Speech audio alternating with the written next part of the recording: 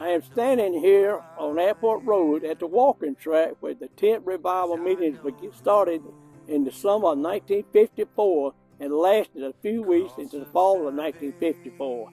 After these meetings ended, Mrs. Phillips said we could use a building she owned on Zebulon Road. Later on, Mrs. Phillips donated property for our first church building. On Sunday, August 14, 1955, Southside Mission was constituted with a fully organized Baptist church with 111 members.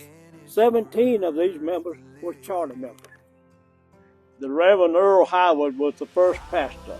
Just a few weeks later, on September 26, 1955, the church voted to buy 2 lots across the street from the church building and asked each member to buy a concrete block to build a Sunday school building. Brother Morgan was elected pastor on August 4, 1956. During his tenure as pastor, this membership grew to exceed 200. The debt on the sanctuary was retired and educational space was added. By 1965, the church had 225 members and recognized the need for additional facilities. The ground was broken by Annette Hightower, the youngest member of the church, Mr. D.F. Hazel, the oldest man in the church, and Mrs. Liddy Britt, the oldest woman in the church. In November 1966, Reverend Margaret Inquist became pastor. Under Reverend Inquist's leadership, the church completed the educational and worship facilities. This marked the completion of the first phase of a 3-stage plan. The dedication of these facilities was held on August 20, 1967. Reverend Danny H. Parrish was called as pastor on June 8, 1975.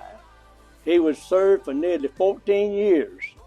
During that time, the church grew from 383 to 639 members. The current educational building was completed and dedicated on May 20, 1979. After the new educational building was in service, the old building, which had been used as a youth building, was no longer needed for this purpose, and the church began making plans for this building to be used as a Christian daycare center. Baptist Child Care Center opened on August 22, 1982.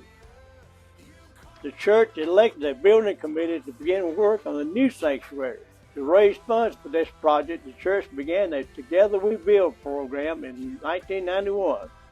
The faithful support of the church and membership made possible the building of a beautiful new sanctuary, which was dedicated in 1992. Throughout the years, our church family has steadily supported all areas of mission set forth by the Southern Baptist Convention, as well as local and regional efforts.